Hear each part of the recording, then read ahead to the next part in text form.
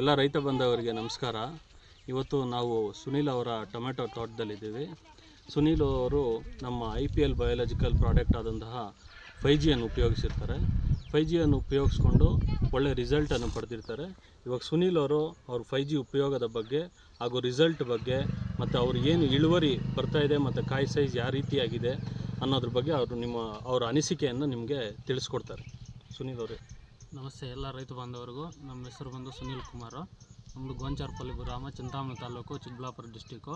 ನಾವು IPL ಕಂಪ್ನಿಯವರು ಕೊಟ್ಟಿರೋಂಥ 5G ಇಂದ ಸ್ವಲ್ಪ ಗ್ರೋತಿಂಗು, ಕಾಯಿ ಇಳುವರಿ, ಸೈಜು ಮತ್ತು ಬಂದು ಫ್ಲವರ್ ಸೆಟ್ಟಿಂಗು, ಯಾವುದೇ ಒಂದು ಗಿಡಕ್ಕೆ ಯಾವುದೇ ಒಂದು ನ್ಯೂಟ್ರಿಷನ್ಸ್ ಬೇಕಾದರೂ ಎಲ್ಲ ವಿಧವಾದಂತಹ ನ್ಯೂಟ್ರಿಷನ್ ಅದೇ ವಿಧವಾಗಿ ಒಳ್ಳೆ ಕ್ವಾಲಿಟಿ, ಸೈಜು, ಟೊಮಾಟೊ ಎಲ್ಲ ಬಂದವೆ. ನಮ್ಮ ತೋಟದಲ್ಲಿ 5G ಯೂಸ್ ಮಾಡಿದ್ದಕ್ಕೆ ನೋಡಿ, ಕ್ರಾಪೇ ಆಗ್ಬೋದು, ಏನು ಕ್ರಾಪ್ ನೋಡಿ ಈ ಥರ ಬಂದು ಸೆಟ್ ಆಗಿದೆ.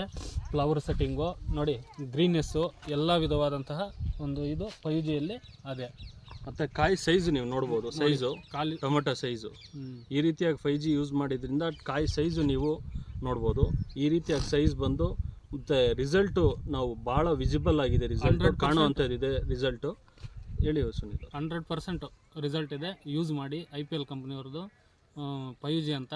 ಇದನ್ನು ಯೂಸ್ ಮಾಡಿ ಪಕ್ಕ 100% ಸೈಜು, ಫ್ಲವರ್ ಸೆಟ್ಟಿಂಗು, ಗ್ರೋತಿಂಗು, ಶೈನಿಂಗು ಎಲ್ಲ ವಿಧವಾದಂಥ ಇದು ಬರ್ತದೆ.